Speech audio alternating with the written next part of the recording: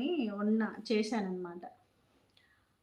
అందులో కాంపిటీషన్‌లో best smile award వచ్చింది. ఆ అవార్డు చూపిస్తా. బెస్ట్ స్మైల్ నా అవార్డు చూపిస్తా ఆగండి. ఎవరు నమ్మరు కదా!